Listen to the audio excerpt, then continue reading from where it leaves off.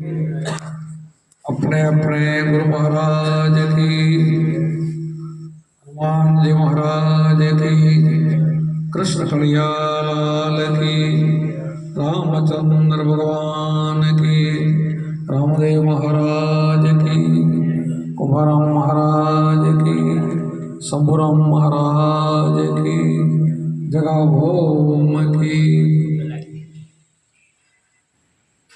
आज अपने जीवाफार गाम ने आंगणे थोड़ा भाई जे हनुमान जी ने मंदिरे भजन सत्संग भजन ने भोजन गोठवीने आमंत्रण तो एमणे घणा भाईओ बहनों ने आप्युं छे, पण मने एवुं लागे के वरसादना हिसाबे कंईक भाईओ ओछा आव्या हशे। अमे तो आव्या त्यारे एम ज हतुं के अमे मळवा ज जईए छीए અને જમી આવીને ચક્કર મારી આવીએ। અમે તો એવી ધારણાથી આવ્યા હતા, વાયક મોટું રાખ્યું છે એ મને કંઈ ખબર નથી, પણ અહીંયા આવ્યા પછી ખબર પડી કે ના અહીંયા વાયક ગોઠવ્યું હતું અને ઘણા બધા ભાઈઓને કીધું છે, પણ આ વરસાદના હિસાબે ના આવી શક્યા। એટલે કાંઈક અમારું ધાર્યું થયું કે અમે એમ જઈએ છીએ, તો અમને એવું જ થયું કે બેનાને બધાને વરસાદના હિસાબે રસોઈ બનાવવામાં પણ તકલીફ પડી, આવવામાં પણ તકલીફ પડે, પણ છતાંય આપણને સત્સંગ કરવાનો પરમાત્માએ મોકો આપ્યો કે વરસાદ વહેલો રહી ગયો, ભલે થોડું મોડું થયું, પણ એક ઘડી आधी में पुण्यात तुलसी संगत के संत के मटे कोटी अपना કે એક કે અડધો કલાક પણ આપણને સત્સંગ મળી જાય સાચો તો માણસનો બેડો પાર થઈ જાય। અમારા કુંભારા બધે એમ કીધું છે કે ગુરુજીના નામની ભક્તિ દિલમાં તો મુક્તિ ફલમાં, જે ગુરુમાં મંત્ર આપે એ ભક્તિ દિલમાં આવી જાય તો મુક્તિ ફલમાં। જિંદગી આખી કાઢી નાખે ભજનમાં અને મુક્તિ ન થાય તો એ ભજન શું કામનું। એટલા માટે મીરાબાઈ પણ કીધું છે કે આત્માને ઓળખ્યા વિના લક્ષ્ય રસ નહીં મટે, બ્રહ્મણાને માગ્યા વિના ભાવના ફેરા નહીં મળે। તો હવે બ્રહ્મણા જગતની જાતિ નથી, અને જાતિ જો ભ્રમણા ગઈ હોય તો એ નીકળી જાય, એની મુક્તિ થઈ જાય, તો પલમાં મુક્તિ થઈ જાય। તો માણસને ભય અને ભ્રમણા બેનો બહુ માર છે। એક ભય છે માણસને અને ભ્રમણા છે, એને હિસાબે આ જગત આખું આપણે ગોરખ બોલે છે ને કે એક ભૂલ્યો દૂજો ભૂલ્યો, ભૂલ્યો સબ સંસાર, એક ન ભૂલ્યો જતી ગોરખો જેને ભજનનો આહાર। તો ભજનનો આહાર એટલે શું અને ભજન કોને કહેવાય? આપણને સંતો આપણને એ ખબર પડે છે કે ભજન કોને કહેવાય। આપણે એ 4 ચોહર બોલીએ કે 8 ભજન બોલીએ એટલે આપણે એને ભજન માની લઈએ, કોઈ થોડા ઘણા મંત્ર જાપ કરે એને આપણે ભજન માની લઈએ, તો ભજન કાંઈક જુદું છે। હરભુજીને રામદેવ પીરે કીધું છે કે ભજન કરવું હોય તો અગમ ભેદ જાણો। શું કીધું? અગમ। તો આપણને અગમની ખબર હોવી જોઈએ કે રામદેવ પીર અગમ કોને કીધું, અગમ કહેવાય કોને। હરભુજીને કીધું કે ભજન કરવું હોય, ભક્તિ કરવી હોય તો અગમ ભેદ જાણો। તો આપણને સંતો અગમ ભેદ બતાવે છે। અગમ ભેદ એટલે શું? જે કોઈને ખબર ન હોય અગમ ભેદ, જે આપણે જાણીએ છીએ એને અગમ ન કહેવાય, એ તો ગમમાં આવે। કબીર સાહેબ એમ કીધું કે ગમને એમ માને અને અમને માને અગમ ભેદ અમારા, કબીર સાહેબ એમ કીધું છે। તો આપણા સંતો પણ બધા અગમ ભૂમિકાની વાત કરશે। અગમ ભૂમિકા એટલે 10 આપણા દ્વાર છે, એમાં 9 દેખીતા અને 10મો જે ગુપ્ત છે, એ 10મો દ્વાર ખોલીને જે ઉપર ધ્યાનમાં જાય ને એને અગમ ભેદ કહેવાય। અગમ ભૂમિકા એ છે। આ હરભુજીને એ રામદેવ પીર કીધું છે। કૃષ્ણ ભગવાને પણ અર્જુનને જે ગીતા સમજાવી છે એમાં જે કંઈ ધ્યાન સમજાયું છે એને પણ એ જ સમજાવ્યું છે। અને બીજી વાત કે આપણા જેટલા અવતારો થઈ ગયા, એક પણ અવતાર એવો નથી કે જેણે ગુરુ ન કર્યા હોય। ભગવાન હોય તો પણ એને ગુરુ જોઈ, અને ગુરુ શા માટે જોઈ? એને અગમ ભૂમિકા મળે પછી એને મુક્તિ થાય છે। કોઈ બી હોય, કોઈ બી સંતો હોય, આ ગમે એટલા અવતારો લે, સંતો અવતારો તો લે, જેમ ભગવાન અવતાર લે સંતો લે, ભગવાને જુગે જુગે જેમ આવે એમ સંતો પણ આવે, પણ સંત બીજ પટ્ટે નહીં ઢૂક જાય, અને ઊંચ નીચ ઘર અવતરે થાય સંતના સંત। પણ આ સંતને બીજ અંદર પડી જાય તો કયું બીજ? ગુરુગમ કેરી કૂચી કર લે ખોલે મોહ કા તાળા, એ તાળાને દૂર કરો તો ઘટ ભીતર અજવાના। શું કીધું? કે ઘટ ભીતર જો અજવાનું કરવું હોય તો આ માણા ફેરવાની છે અને આ માળા આપણને સંતો બતાવે છે, બીજી માળા નહીં. આ લાકડાની માળાની વાત નથી કરતા, આ અજંપા જાપની વાત કરે છે. આ નહીં જી ભલે હોઠ લે એ કઈ વાત નથી આવતી, જેને અજંપા જાપ કહેવામાં આવે. આપણા રામચંદ્રજી ભગવાને વશિષ્ઠ ગુરુ કરીને અજંપા જાપ જપેલા છે, આપણા કૃષ્ણએ અજંપા જાપ જપેલા છે, આપણા રામજી પીરે અજંપા જાપ જપેલા છે.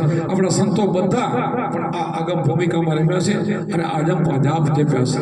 અજંપ જાપ એટલે આપણે કોઈ બાજુમાં બેઠું હોય તો સાંભળે નહીં, હોઠ ના લે એનો એવો મંત્ર પણ કોઈ નથી, ગુપ્ત મંત્ર છે.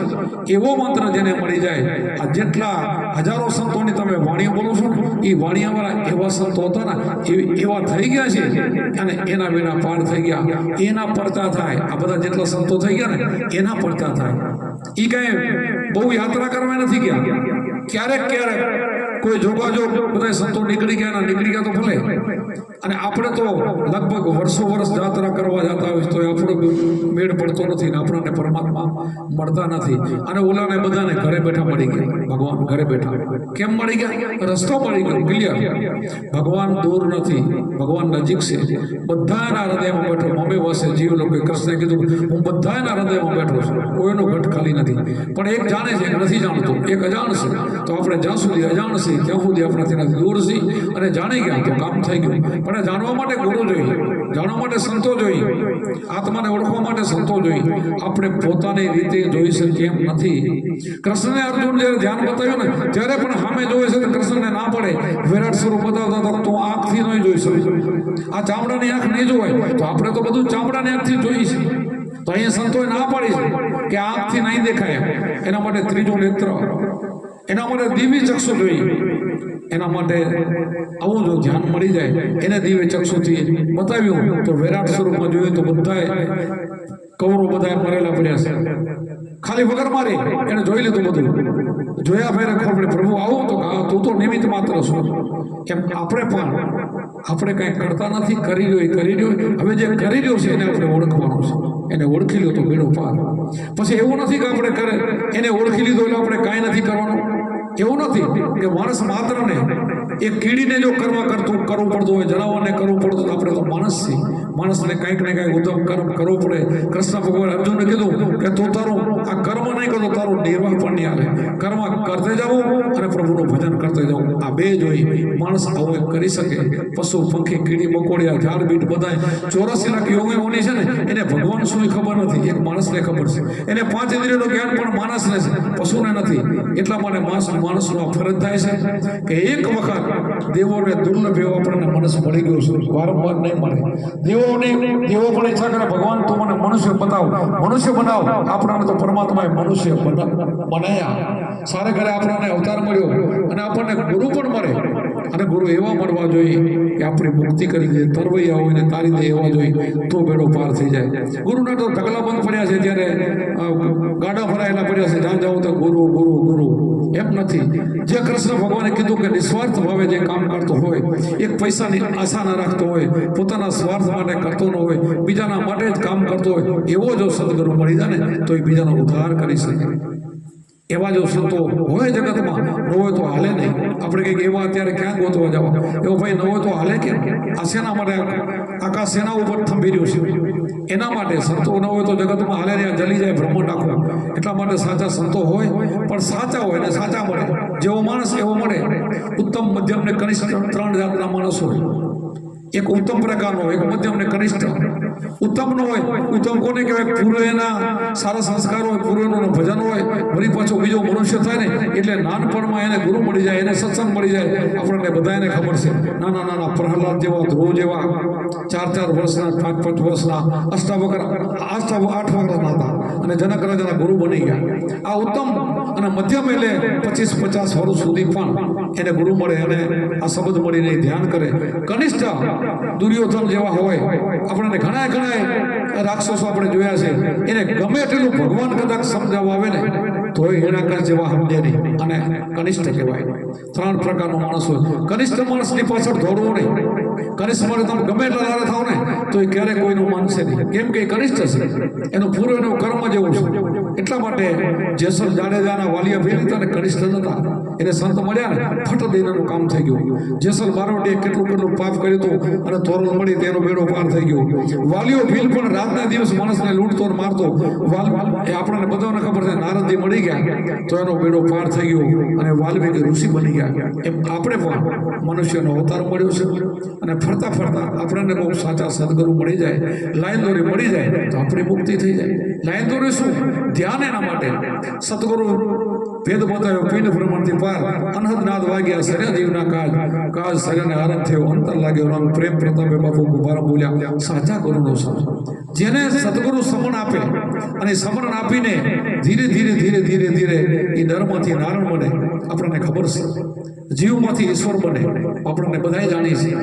એક ભમરી હોય, ભમરી એ માટીનો ઘર બનાવી અને નીલી ઈયળ પૂરે, એને ચટકી મારીને એમાં પૂરી દે, ડાટો દઈ દે, પછી એના ઉપર ગુંજન કરે તો ઓલી ઈંડાર હોય પાણી જેવી હોય, 1 દિવસ 2 દિવસ એનું મૃત્યુ થાય એવી હોય, પણ એનો સંગ થઈ ગયો, એના માથે ગુંજન કરે, ચટકી ભરે તો એનું ચિંતન કરતા કરતા કરતા કરતા ઈંડારમાંથી ભમરી બને. તો આપણે એમાં જોઈશું, આપણે દિનહીન ગમે લાચાર હોય પણ એવો આપણને કોઈ ગુરુ મળી જાય અને આપણે એનું ચિંતન કરતા કરતા આપણે એવો બની જાય.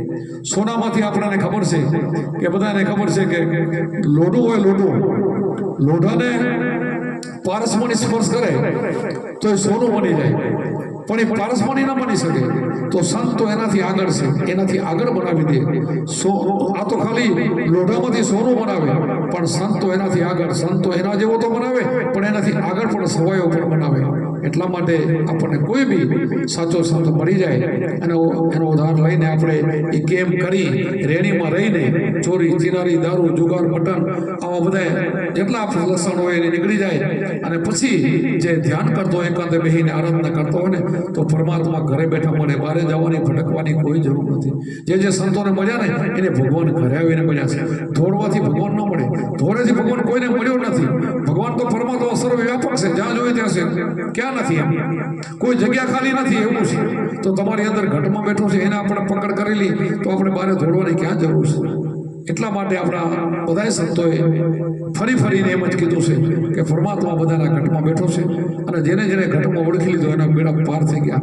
એને ક્યાંય ધોરું પડતું નથી. આપણા જેટલા નરસિંહ મહેતાની કેટલા પાવન કામ પરમાત્માએ કર્યા, એ ક્યાં ભગવાનને ગોતવા ગયો? ક્યાંય કેટલા બધા સંતો થઈ ગયા. ભગવાનને આવવું પડે, ભગવાન દોડીને આવે. ભગવાને ક્યાંક જવું છે પણ કેના પાસે જવું? ભગવાનને આવવું છે પણ આવવું ક્યાં? એટલા માટે આપણે એવા પવિત્ર બની જઈએ તો એ ભગવાન મળે ચોક્કસ, અને મળે જ છે. ઘરેને મળી ગયો. અમારા દાદા ગુરુ હરબારી ખટાણા કુંભારા અમારા દાદા હતા, અમારા ગામના જ. અને એવું એને ભજન કર્યું તો ખાલી ઘેટાની ઊંટમાં ગુજરાત લાવતા અને કેટલા હજારો માણસોને એને ઉપદેશ આપ્યો.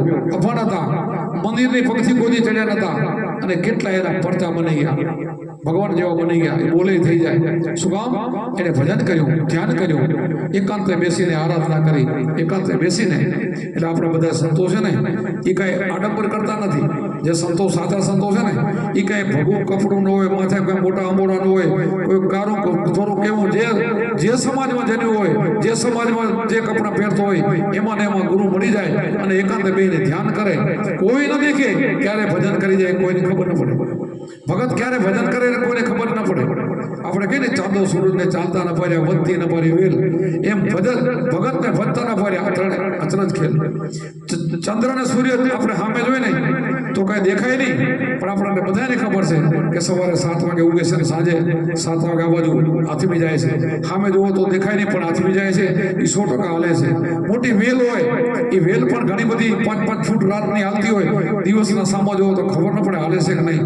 એમ ભગતને પણ આપણે ભજતા દેખીએ નહીં, ક્યારેય ભજન કરીને નીકળી જાય. ભણેલો હોય તો ભલે, ના ભણો હોય તો ભલે, ગમે તે હોય, આ લાગી જાય, ગુરુ મળી જાય, એકાંતે બેસીને એનું ધ્યાન કરે, ધ્યાન કરીને સ્મરણ કરી, સદગુરુનું સ્મરણ કરતા ધરતા હરિનું ધ્યાન, ધ્યાનમાંથી જ્ઞાન જાગે, અંધારા માટે અજ્ઞાન, શ્વાસ ઉશ્વાસે સમરતા જપતા અજંપા જાપ, જાપ જાપતા તાપ કર્યા ગુરુજીને પડતા. આ જાપ એવો જાપ જપવાનો છે કે ગુરુજીને પડતા પોતે ના કે હું કરું એમ. આપણે કોઈ બી અમે અમારા ગુરુમાં જ આગળ કરીએ છીએ, અમારા ગુરુ મહારાજથી જ આગળ વધીએ છીએ. અમે કંઈક અમે બરાબર જાણીએ છીએ, અમે બહુ ધ્યાન કરીએ છીએ, અમે બહુ ભજન કરીએ છીએ, નહીં, એ ભૂલ થાય છે. ગુરુ મહારાજ છે આપણા સર્વત્ર છે અને ગુરુ મહારાજ મહાન હોય છે. ગુરુ ગોવિંદ दोनों बड़ा किसको लागू पाए, बलियारी गुरुदेवની ગોવિંદિયા બતાવી. આ પરમાત્માને દેખવા માટે ગુરુ જોશે અને ગુરુને સમજીને આપણે વિવેકથી વિચારથી એને પૂછી, આપણે સમરણ આપે ને ધ્યાન કરી છતાં આપણને ન સમજાય તો ગુરુમાં એને આપણે પૂછી શકીએ. પૂછે કે મને આ વાણી આ શબ્દ નથી સમજાતો, આ વાણી કરી શું કહે છે, આ શું કહેવા માંગે છે, અને અંદર અનુભવ ન થતો હોય તો એ પણ વાત કરે.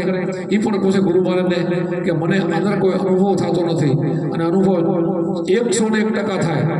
આ બધા સંતો વાણીઓ કરે એ અનુભવની વાણી કરે છે, આ અનુભવની વાણી કરે છે, પોતાનો અનુભવ હોય. આપણે જેમ મંદિર હોય, મંદિરમાં પૂજારી કોઈ બી હોય તો એમાં સારો પૂજારી હોય તો એક કલાક એનો આરતી કરે, પૂજા કરે. એમાં પેલો કોડી હોય એને એમાં ઘી કે તેલ ગમે અંદર નાખે, પછી એમાં દિવેટ, પછી એને પછી બાકસથી એને પ્રગટાવે, પછી એની જોત થાય. કેટલી અડધો કલાક 15 કલાક હાલે, પછી તો એના રામ થઈ જાય.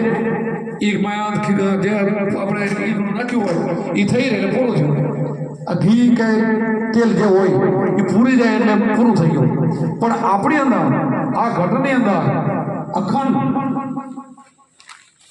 જ્યોતિ છે, અખંડ નાદ છે, અખંડ ધોકડ બધે વાગે છે, અગર મોરલી જે આપણા જેટલા સંતોએ વાણીઓ કીધું છે ને કે જેટલા અનહદ નાદ કહેવામાં આવે એના ઘણા બધા નાદના નામો હોય છે.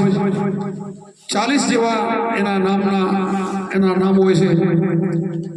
આપણે બધાએ જાણીએ છીએ, પુસ્તકો જાણતો ઘણું, પણ આપણો 40 હોય કે 30 હોય કે 50 હોય, પણ એ બધા એના કામમાં પણ આપણને અંદર શું વાગે છે એ સંતો કહે છે કે તમારી અંદર નાદ કેટલો વાગે છે, કેટલા પ્રકારના વાગે છે. એના માટે આ સંતોએ વાણી કરી છે કે જેણે ગાયું, જેણે કોને મોરલી વાગી, શંખ વાગી, સિંગી વાગી, આ બધા વાગ ઘૂઘરા વાગે, આવું બધું જે અવાજ આવતા હોય, પછી અખંડ જોત વાગતી હોય, આવું બધું. આ અહીંયા આપણે જાણે પૂજારી કદાચ અડધો કલાક 1 કલાક, પણ તમારી અંદર અખંડ જિંદગી બધી વાગે છે, રાત ને દિવસ. પણ એ જગ્યાએ આપણે જાવી તો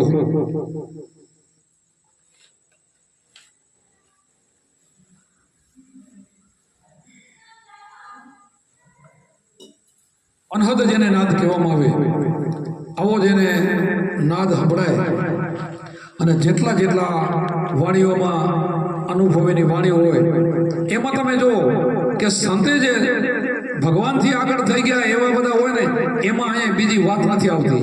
એ આત્મા કહેતો, આત્મા આપણો રામની અંદર બેઠો એનું નામ કહે છે. કોઈ મોરલી વાળો કહેતો અંદર કહે છે. જેને આજ શક્તિ કહેતો એ પણ એને કહે છે. આત્માને બધા જે પ્રકારે તમે પુકાર કરી શકો છો, આત્મા છે ને એ આજ શક્તિ કહેતો, ભલે આજ પુરુષ કહેતો. આપણા સંતો છે ને એના કારણે મતભેદ નથી, એ તો બધું એક જ છે કે આપણી અંદર છે ને એ આજ શક્તિ કહેતો, ભલે આજ પુરુષ કહેતો. એને તમે ઓળખી જાઓ, એને તમે પરખી જાઓ અને એને પામી જાઓ અને જાગૃત કરો ને. જાગ્યા સોયનર અભય પદ પાયા હું તને જમે કાયા. શું કામ કીધું? જાગ્યા સોયનર અભય પદ પાયા હું તને જમે કાયા. ઉતા એટલે શું? એને નથી તમે જાગૃતિ મળી તો ત્યાં સુધી ઉતાશો અને જાગૃત કરો તો તમે જાગી ગયા. બધાના ઘટમાં પરમાત્મા છે તો બધાને કેમ બધા જાગૃતિ નથી કરી શકતા? એના માટે એને ધ્યાન કરવું જોઈએ અને ધ્યાન કરીને એને જાગૃતમાં લઈ આવું અને જાગી જાય તો બેડો પાર. અને આપણા અંદર કેટલી શક્તિ પડી છે, માણસની અંદર કેટલી શક્તિ છે. આપણે આ હનુમાનજી છે બરાબર, આ હનુમાનજીને રામચંદ્રજી જોડે જ્યારે સીતાજીને રાવણ લઈ ગયો, પછી એના યુદ્ધ કરવા માટે ગયા, ત્યારે એને પણ એ સમયે જામવાન બધાએ કીધું કે હનુમાનજીને કે પ્રભુ તમારા પાસે કેટલી તાકાત છે તમને ખબર છે?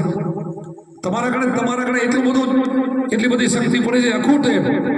અને એમણે કીધું, અને એ કીધું પછી એને જાગૃતિ માયા અને એ જ મહાન બની ગયા અને રામને ઋણેમાં રાખી દીધા. હનુમાનજી કેટલું કામ કર્યું? રામને ઋણ કેમ રાખી દીધા? કે યુદ્ધ કરીને રાવણને મારીને પછી તે અયોધ્યામાં આવે છે ને, તો એ સમયે બધા જેટલા હતા યોદ્ધાને બધાને કાંઈક ને કાંઈક આપે છે. તો રામચંદ્રજી કીધું કે બધાને આપો પ્રભુ, તો તમે હનુમાનજીને કેમ આપતા નથી કાંઈ? તો કે હા, હનુમાનજીનું આપવું એવું મારા કಡೆ કાંઈ નથી. તો કે પ્રભુ એવું કેમ હોય કે બધાને તમે આપો? તો કે ના, બધાને આપો ને અહીંયા નહીં. તો કે ના, એમને હું કાંઈ આપી લખીશ, મારા પાસે છે જ નહીં એને આપવું એવું કાંઈ. તો તમે આપો તો હું આપી. તો કે આપો કે. તો એ સમયે એના પિતાજી જનક રાજા જે પોતે નવલખો હાર આપેલો હતો ને, એ બધો એ હાર લઈ આવીને પોતે હનુમાનજીને આપે છે અને રામચંદ્રને આપે છે. પોતે જોઈને મરક હસે છે અને એકને મોતીને દાંતથી ટુકડા કરે, જોઈને ફેંકી દે, ટુકડે નાખી દેતા આવે. હનુમાનજી કે તમે આ શું કરો છો? હનુમાનજી કે તમે જો છો તો શું કરો છો? આ મારા પિતાજી આ નવલખો હાર આપેલો છે, આની કિંમત કેટલી છે તમને એટલી ખબર નથી? તો કે મને કાંઈ ખબર નથી. કે મારે તો મારો રામ ન હોય એ વસ્તુ મારે શું કામ નહીં?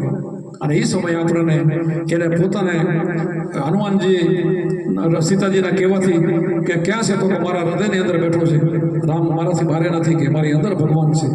અને પછી આપણને ખબર છે ચીતી છાતી તોડીને રામચંદ્ર અને સીતા ત્રણે એના છાતીમાં દેખાડ્યા છે. એમ આપણને સંતોને બધાએ કીધું છે કે આપણા ઘટની અંદર પરમાત્મા બેઠા છે. આપણને સમજ હોય તો પરમાત્મા આપણા અંદર જ છે. જ્યાં સુધી આ અંદર બેઠું છે ને ત્યાં સુધી આ દેહની કિંમત છે. પછી ગમે એવું હોય ને, કરોડો રૂપિયો હોય તો, બુદ્ધિશાળી હોય તો, રાજા હોય તો ભલે એનું કાંઈ ના આવે, ડારી હોય પછી સીધો કાઢો ગમે એવું બુદ્ધિશાળી હોય તો આમાંથી જે નીકળી જાય ને પૂરું થઈ ગયું. તો આ છે ને એનું ભજન કરવાનું છે. આની અંદર છે, એની કિંમત છે, એને ઓળખવાનું છે. એ અજંપા જાપ એ જ છે. શ્વાસોશ્વાસની સાધના, એને જ ભજન કરવાનું છે. અને એનાથી ભજન કરીને દેહ તો આપણો નથી, એ તો ભાડુતી મકાન છે, આપણો નથી. દેહ આપણો નથી. જગતની અંદર આપણા જે આ બાલ બચ્ચા છે, કુટુંબ કબીલા છે ને, એ જે પણ એ સ્વાર્થી છે, એ પણ નથી. તો આપણો અસલી સ્વરૂપ શું છે એને ઓળખીને આપણા સંતો આપણને એ સમજાવે છે કે આની તમે પકડ કરી લ્યો, આનો તો તમારો વેડફોડ થઈ જાય. એનું ભજન કરવાથી પછી કેટલી બધી શક્તિ થાય. પછી તમે જે બોલો થાય એવા આપણા જેટલા સંતો થઈ ગયા ને, એ જેમ મોઢે બોલે ને એમ થઈ જાય. કેમ થાય? કે એની અંદર શક્તિને ખબર પડી ગઈ, ઓહો, કે મારો અંતર્યામી મારો નાથ આમાં બેઠો તો પણ મેં ઓળખ્યો નહીં. હું તો બહાર જ દોડ્યો, આખી જિંદગી મેં બહાર જ રખડ્યો.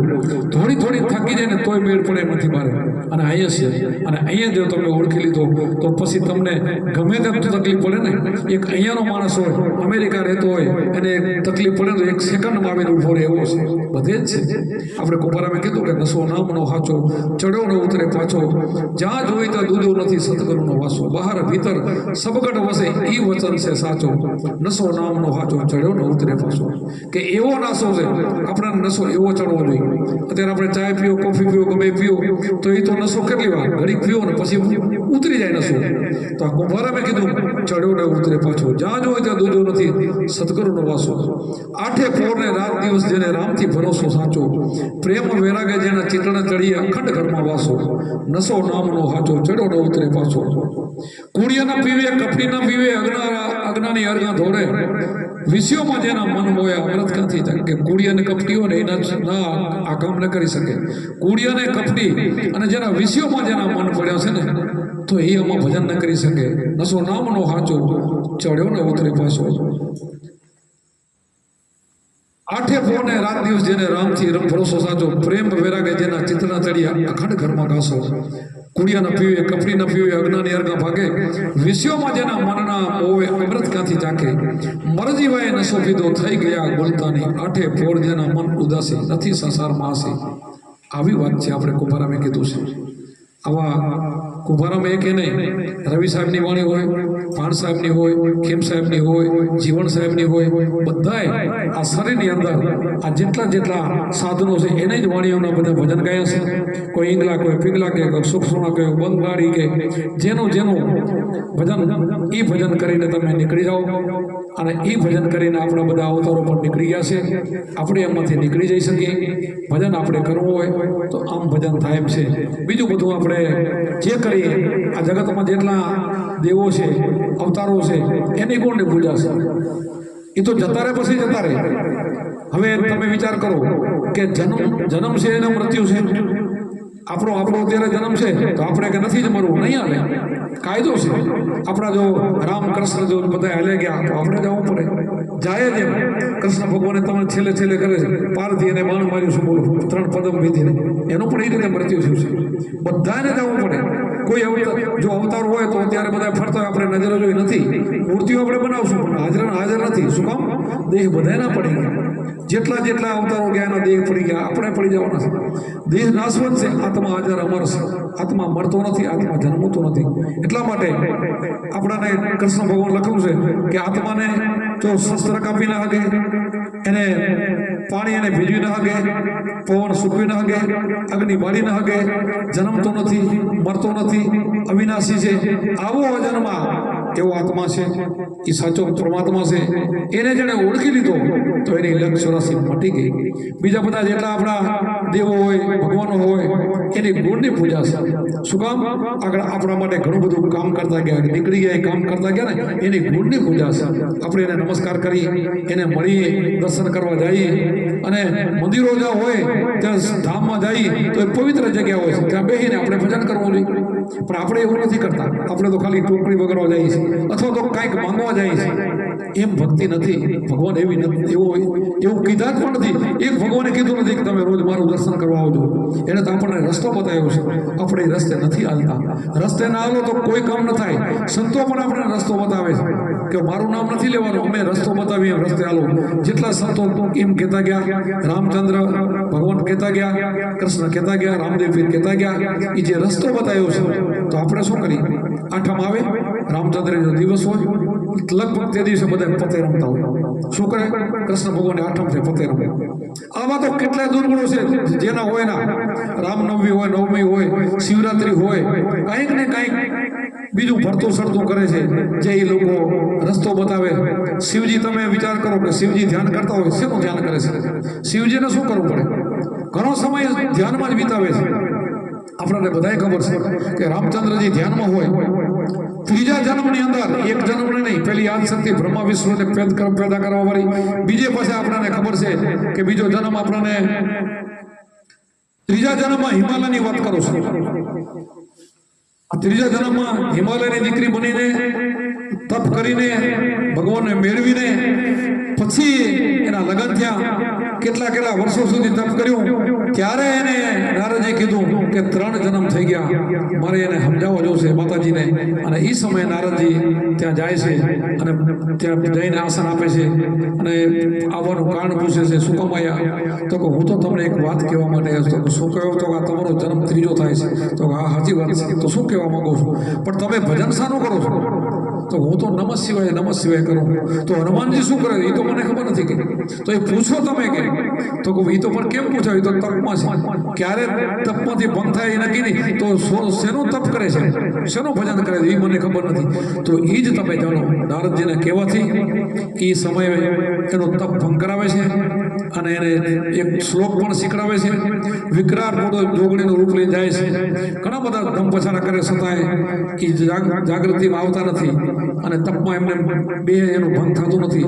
પછી એણે એક શ્લોક શીખડાવ્યો હતો, બેઠત બારું ઉઠત બારું બારું જાગ્રત સૂતા 3 ભવનમાં મારું રાજ હાલે તો ક્યાં કરે અવધૂતા કીધું ને, સીધી આંખ ખોલી, નેત્ર ખોલ્યો અને વળતો જવાબ આપે છે, બેઠત ન બળું ઉઠત ન બળું જાગ્રત સૂતા 3 ભવનમાં તું માર તરફડો. બે 4થા ભવનમાં સૂતા, કે હું 4થા મંડળનો મંજિલમાં હું બેઠો છું અને 4થે ભૂમિકાનું ધ્યાન કરું છું. તને આમ જોગણી તને ખબર ન પડે. તરત એ નીકળી જાય છે અને પોતાનું અસલી સ્વરૂપ પાછું લઈ લીધું અને ત્યાં નીકળી જાય છે. પાછળ અહીંયાથી પોતાનો તપ ભંગ થાય છે. એ પણ ત્યાં જાય છે. પછી કૈલાસમાં જતા એણે વિચાર કર્યો કે આ જોગણી કોણ હતી, અને જોઈ લીધું, ઓહો, આ તો પાર્વતીજી, આ તો સતી હતા. અને આ નારદજી આવ્યા હતા, અહીંયા આવશે, બધું જાણી લીધું. પછી ત્યાં રિહાઈને હોઈ જાય છે. અહીંયાથી શિવજી ત્યાં જાય, પહોંચ્યા અને તરત શિવજી બોલે છે કે સતી આજે નારદજી પધાર્યા હતા તો કે હા પ્રભુ આયા હતા અને મને દુઃખ પણ તમારા ઉપર ખૂબ લાગ્યું કે હું તમારા ઉપર 5,000 વર્ષ તપ કર્યો. પહેલા તમે વિચાર કરો કે ત્રીજો જન્મ મારો થાય છે અને છતાં તમે મારાથી તમે કેમ તમે આવું હંતાડ્યું, મને કીધું નહીં. તમે ચોથા ભૂમિકાની તમે વાત કરી, ચોથો ભૂમિકો શું? મને 3 ગુણની ખબર પડે છે, 3 ભુવનની મને ખબર છે, ચોથાની મને ખબર નથી. તો મારાથી તમે દગો રહ્યો, મારાથી વિશ્વાસઘાત કર્યો. હું આ 3 જન્મ મારો થાય છતાં તમારી અર્ધાંગના આટલી સેવા કરું તો મારાથી છૂપું રાખ્યું, એનો મને દુઃખ છે. ત્યારે બોલે છે સતી, આમાં મારો દોષ નથી, આ તો એક ગુરુ પરંપરા છે. અમારે આ ગુરુનો ઉપદેશ છે. જેને જેને ઉપદેશ મળે ને એ કોઈને પણ સામેથી કોઈને ઉપદેશ લેવાની વાત ન કરે. પોતાના ઘરના હોય, માતા પિતા હોય, દીકરી દીકરા હોય, કાકા કુટુંબી હોય, બેન હોય, દીકરી, કોઈને પણ વગર માંગે અપાય નહીં. તો માનતો આમ આપી નાખે ના આપી શકે તો તે કેમ મારા કણે આપ્યું છે? તો મને ખબર નથી તો કેમ આમ? તો એમાં મારી દોષ શું? તો હવે મને ઉપદેશ આપો. એ સમયે આ શિવજી એ સમયને ઉપદેશ આપે છે અને એ સમયની અંદર ઉપદેશ આપતા હોય છે તે 3 તાળી પાડી હતી. જનાવર તો હતું નહીં પણ પક્ષી ઉડાડી દીધા હતા. એકાંતમાં એને ઉપદેશ આપવાનો હતો.